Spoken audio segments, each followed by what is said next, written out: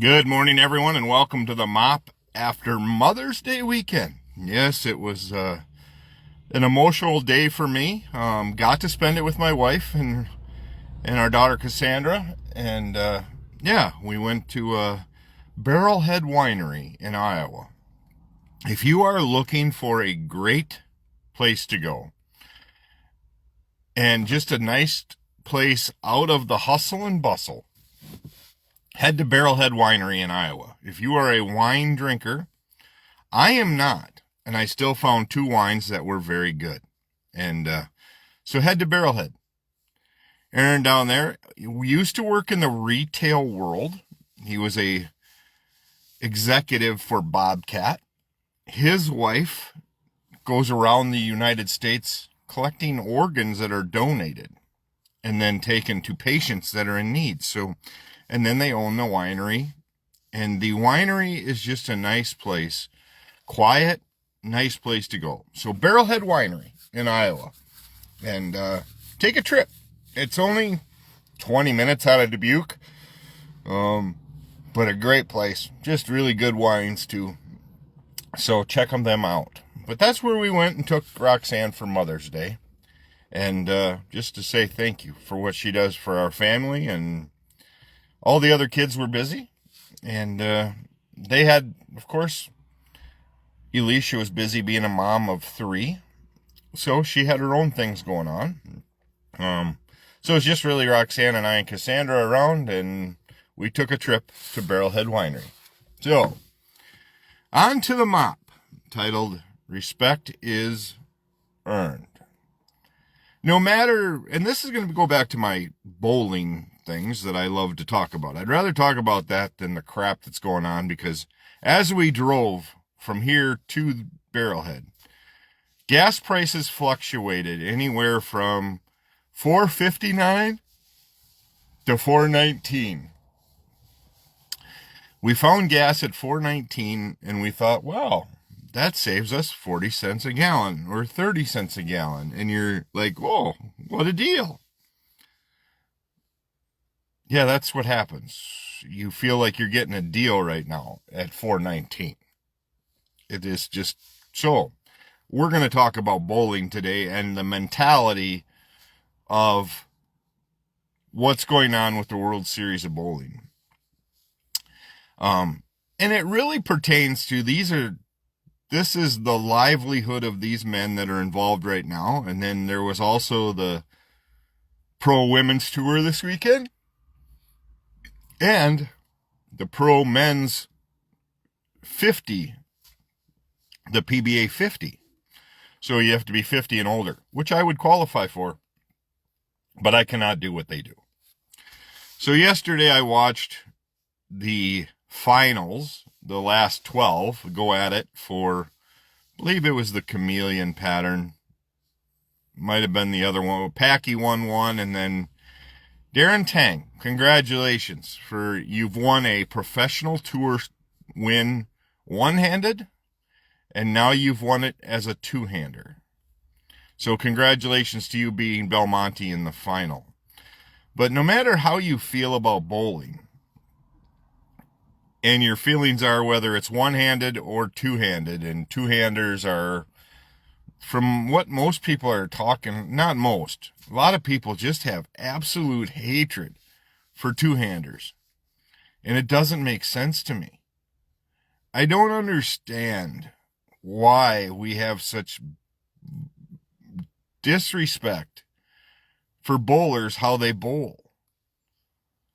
I have much bigger respect for two-handers and one.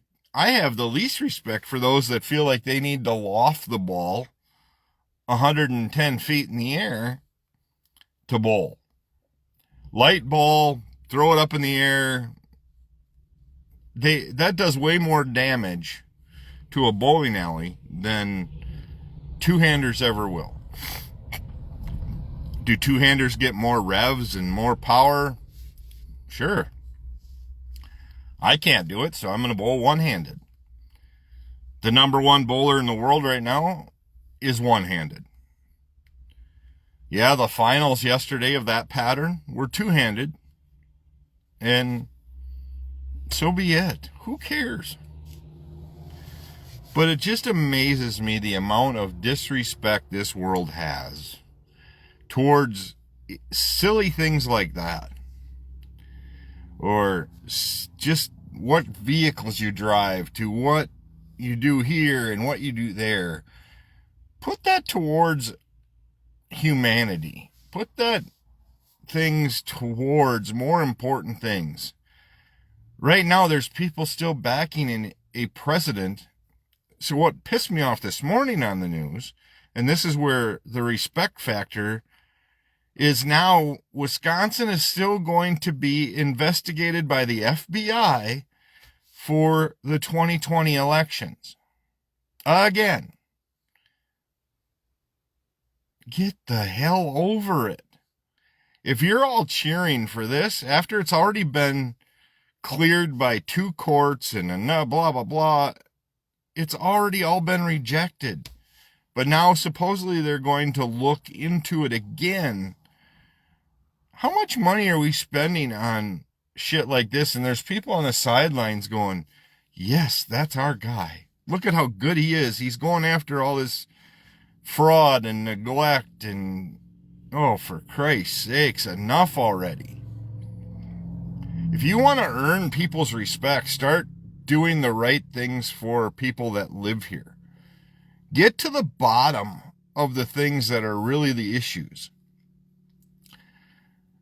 But instead, people are okay with gas going through the roof right now because, well, we're helping a country that supposedly is there with all of Jesus' writings and in God and everything else. And by those same people that do that say, well, God will take care of you no matter the struggles you go through without human interactions or somebody else coming along the line.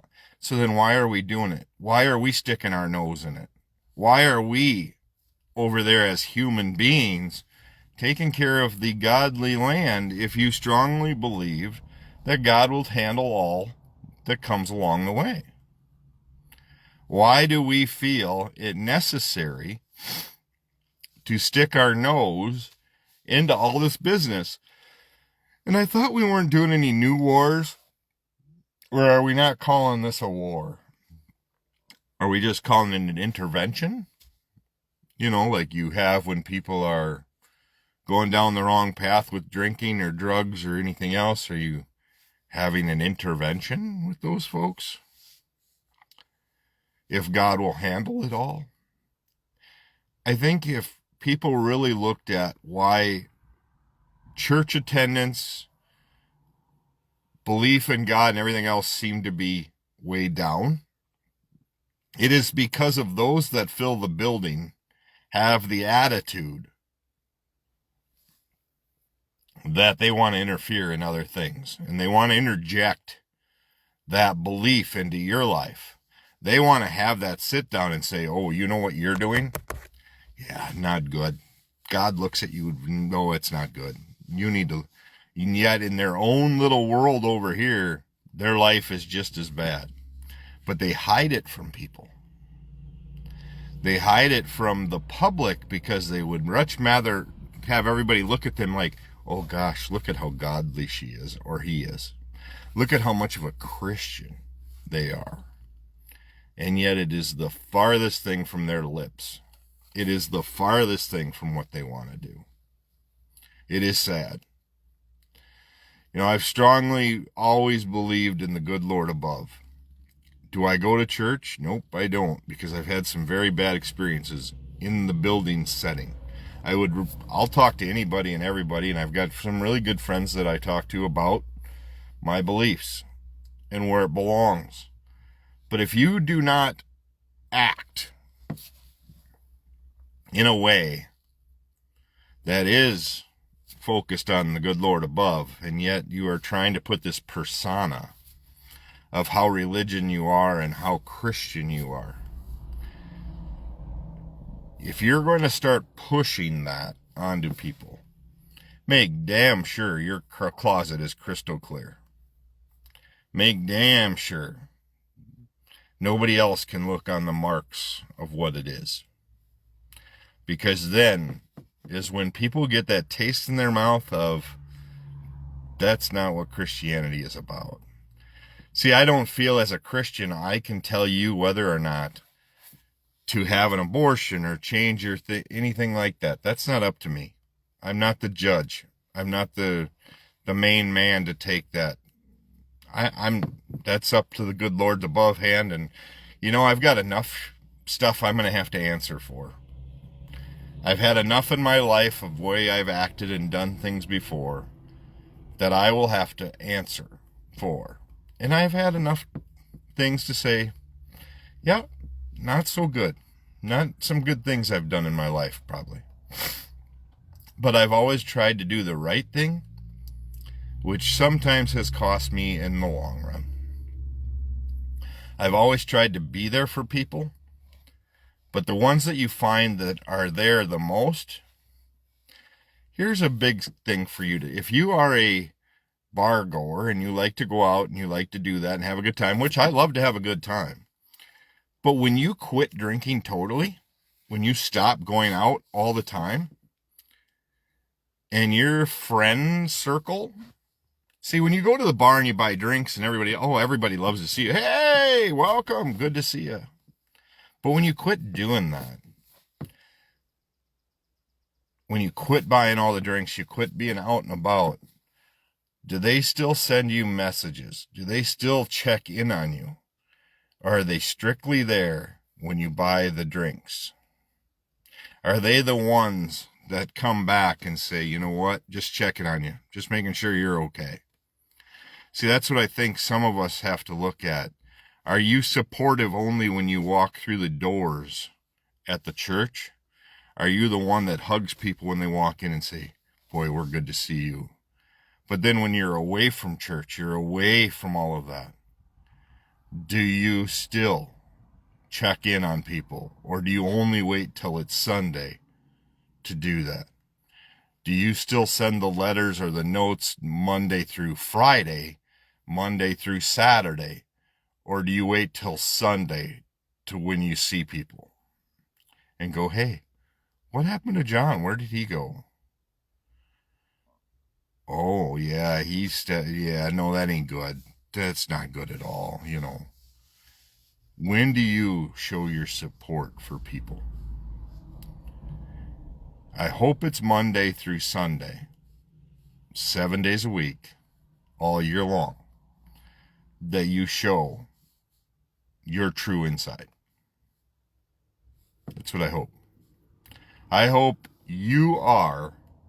See, there's the other thing that goes around. You will find me, by the way, this program that I do is 2 years old. I launched this 2 years ago yesterday. I'm pretty happy with that I've stayed with it this long. But are you the type of person that does videos like this or does things on social media and everything else about your job, about your work, whatever it may be, but as a boss or an owner in real life, once the camera's cut, are you totally different? Are you totally different at work to how you are outside? Or are you the same person? Big heart, care, compassion, no matter where you are. See, that's where we all need to go. We all need to be the same person, whether we punch in on Monday morning or when we punch out Friday afternoon. We need to be that same person. But a lot of times you hear people say, well, when he's at the lake or when he's up north or when she's, she's different or he's different. The attitude changes. But when they come to work, it almost gives them a right to be disrespectful, jackass, whatever you want to say. Are they different when they say 3, 2, 1 camera and they do their short clips and they do all of this about their factories or whatever it may be? But once the camera goes off, they turn into that person that's hard to work for, hard to manage, hard to be around. If you are, then you are being so dishonest with your videos. You are so dishonest with who you truly are. And then do you go home and go, boy, I have lied and said way too many things that are not the truth about me. When you hire somebody, they go, God, that ain't the person I've seen all this time on videos. A few years ago, I was not probably very easy to work with or work around. I probably was very bullheaded, probably said a lot of things I shouldn't have said, but I still stand towards them today as why I did what I did. I was always looking out for my employees that worked for me, under me. And I didn't take, and I don't like when people say, well, they work on, no, I tried to make sure all the guys that worked or gals worked, we worked as a team to get to a goal. I rewarded my sales guys out of my own pocket. I didn't have to do that, but I did because it was nothing major. But you do that to make people fit in, feel in, buy into your culture of what you want. And sometimes you're looked down on for it, because that's just how some owners and bosses have to be. But if you are different outside of the workforce as you are inside, you're part of the problem. There should be no difference. There should be no two persons. There should be no, Mr. Olson here and Mr. Olson there, or Mr. Johnson there, whatever name you want to put with it. And if you sit back and you go, God, I remember working for somebody like that.